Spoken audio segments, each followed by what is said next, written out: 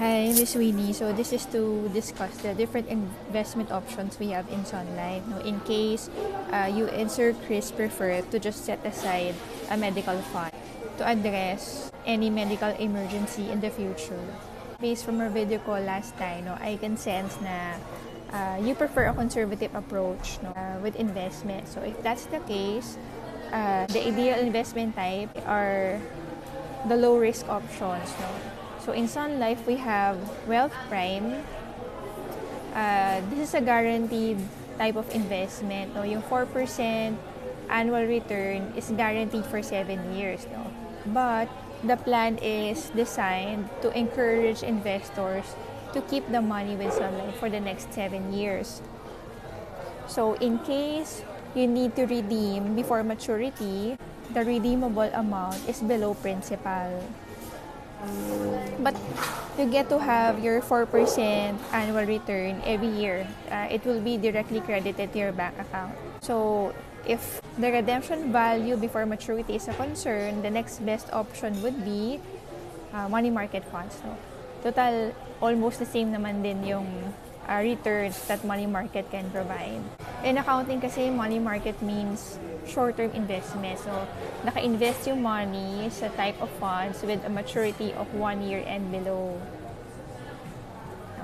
So, even if your approach is conservative, i-discuss na rin po ibang options. So, you would also have an idea. So, the next fund options would be the moderate fund options. No? Usually, sa moderate risk bonds po yung options dyan. So, ano ba yung risk na meron sa bond funds? Ang isa sa reason for the fluctuations of the value of bond funds, yung changes sa interest rates. No? Like now, decreasing trend ng interest rates. So, yung performance ng bonds gumaganda. Kasi yung mga investment na nasa bond fund na, mas mataas na yung rates kaysa sa current rate kasi nga decreasing siya, no? And vice versa.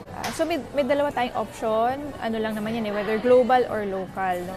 Sa global, ang difference lang nila, a little higher lang yung risk sa global bonds kasi may additional foreign currency risk siya. No? Affected siya ng appreciation and depreciation ng Philippine peso. No?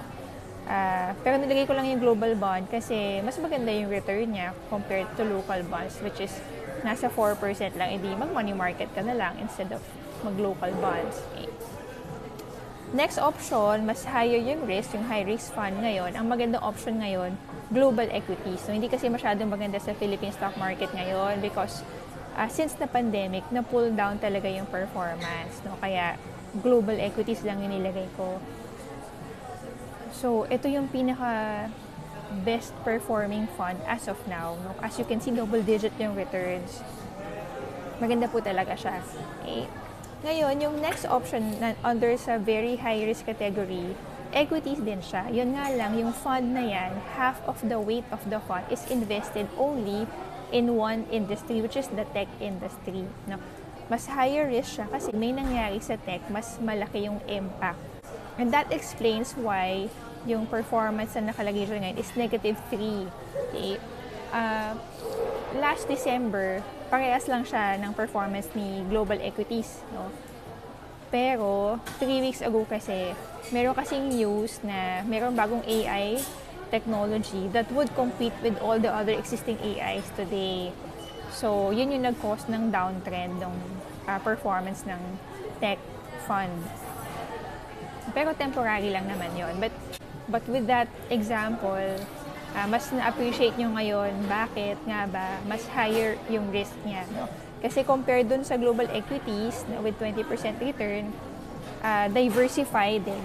Sa investment kasi mas diversified yung fund, mas low yung risk. Kasi for example, ang exposure lang niya sa tech is 10%. So kahit may issue sa tech, hindi siya masyadong affected. 20% pa din yung return niya. Okay? Yeah, so yan yung fund options po. Okay. If you really want to be conservative, the safest way, for example, is to invest in the low-risk type of investment. For example, sa money market. So, ibig sabihin, 100% of the funds you want to invest, dun lang kay money market. No?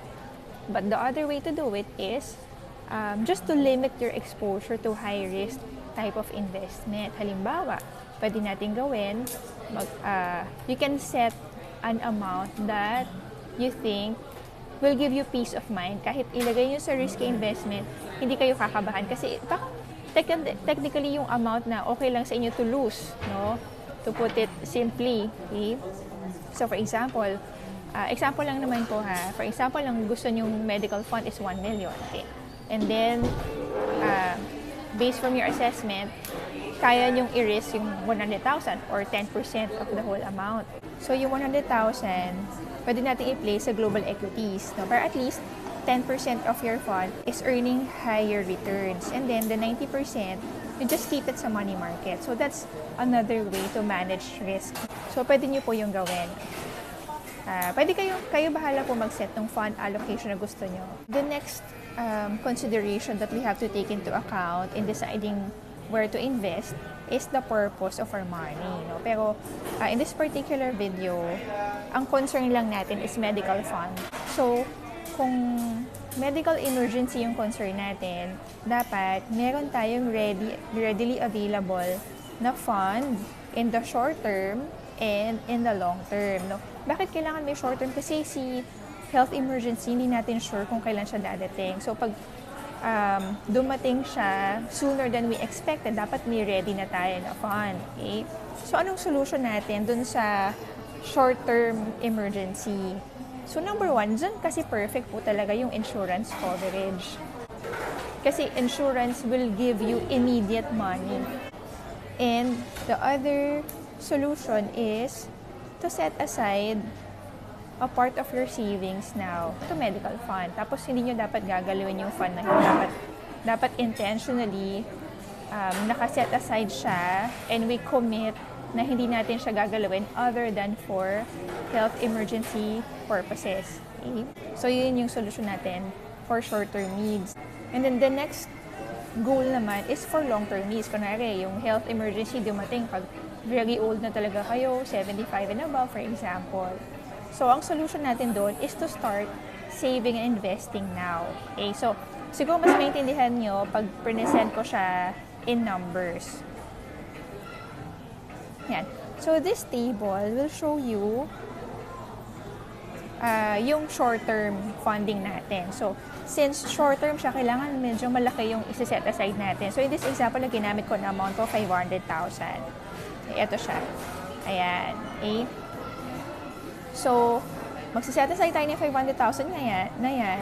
It's up to you kung saan nyo gusto ilagay. Dito na mag-a-apply yung diniscuss natin na different funds with different risk options. So, basically, nandito lang. Tingnan natin yung projection niya until age 65. Nandito po sa pinakababa. Okay. Nakikita nyo yung impact ng different rates of return, no, sa investment ninyo. Okay? So, dito, one time, set aside tayo ng lump sum amount to finance our short-term medical emergency needs. Dito naman po, ito yung mag-finance ng ating long-term emergency needs. So, dito sa investment column, dito po, ayan, yan. Nakikita nyo, yung first row nakalagay, 620. So, ang assumption po na ginawa ko dyan, andyan yung inipon natin or sinet aside natin to address shorter needs. And then, the idea is, ngayon, nagsastart tayo mag-save ng 10,000 per month. No? Hanggang retirement na yon, no? Set aside kayo, nagsisave kayo talaga ng money. So, kaya yung succeeding rows, makikita nyo, 120,000. So, that's 10,000 per month na savings. Example ko lang naman po yun. And, yun nga, pinapakita ko lang din yung projection niya hanggang age 65. Pero syempre kasi pang long term to, di ba? Kunwari, nangyari lang naman yung medical emergency, 80 years old na. So, lalaki pa po yung fund, no? This slide naman will help you in deciding where to put your investment. Okay? Kasi marami pong options eh. So, first guide question natin is ease of withdrawal in case of death important to you? Based from experience mo kasi talaga, no? For my clients na nilagay nila yung money nila sa mutual funds, medyo mahirap po siya i-claim. Maraming requirements kasi mandated po yun by law. Unlike kung nasa BUL siya, kasi may under yun ng umbrella ng insurance, magpe-present lang yung beneficiary ng death certificate plus valid ID, then they can easily redeem na yung claim. So, this is for practical reasons din po. Okay? Plus, meron din siyang advantage ng estate tax exemption kung yung pera ay under ng umbrella ng insurance. So, kumbaga, hindi na siya matatax ng 6% at the time of death. Okay? Ayan. And then, the next guide question will be, is the ability to place and redeem your investment anytime without any charges more important for you? Okay? Kung ito po yung mas preferred nyo, kasi pwede nyo isipin, oh sige, bahala na, total yung ano naman po, yung sinasabi ko madaming requirements, lahat inevitable yon, gagawin nyo talaga yan for your other properties like bank accounts, real properties, kailangan talaga siyang gawin. So, you may say na, sige, bahala na kahit na mahirapan ako, mas preferred ko is yung I can place my investment and withdraw it anytime without incurring any charges. So, pagka ganon, pwede nyo siyang ilagay sa mutual funds and UITF. No, doon kasi sa VUL single pay, naka-design siya na for the first 5 years, you are encouraged to keep the money there. Ang logic behind it kasi, Sun Life would want to make sure na si investor nag-earn, no, nag-grow yung money para hindi gagalawin yung pera. So, for example, if you want to withdraw the money within the first year, may 5% charge sa amount withdrawn. And then paliit ng paliit yun, decreasing yun, na pagdating ng 5th year, 1% na lang. If the withdrawal comes 6th year onwards, wala nang charge at all. No? So, yun lang naman siya.